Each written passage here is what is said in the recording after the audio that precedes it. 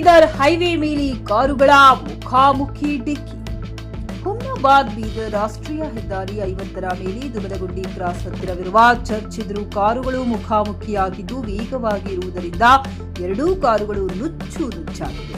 ಅದೃಷ್ಟವಶಾತ್ ಕಾರಿನಲ್ಲಿರುವ air balloon open ಆಗಿರುವುದರಿಂದ ಕಾರಿನಲ್ಲಿರುವವರಿಗೆ ಯಾವುದೇ ಪ್ರಾಣಹಾನಿ ಸಂಭವಿಸಿಲ್ಲ. ಆದರೆ ವಾಹನಗಳ ಪರಿಸ್ಥಿತಿ ನೋಡಿದ್ರೆ ಏನೋ ಒಂದು ದೊಡ್ಡ ಅನಾಹುತ ಸಂಭವಿಸಿದೆ ಎಂಬಂತೆ ಕಾಣುತ್ತಿದೆ. JK news Kannada, Humnabad. ಇದು ಭ್ರಷ್ಟರ ಪಾಲಿಗೆ ಸಿಂಹ ಸ್ವಪ್ನ.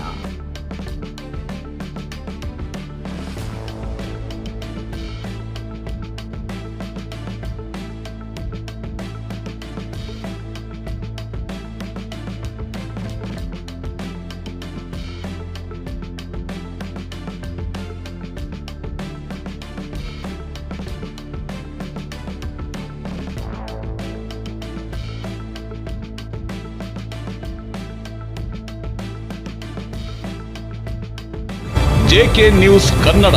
ಇದು ಭ್ರಷ್ಟರ ಪಾಲಿಗೆ ಸಿಂಹ ಸ್ವಪ್ನ.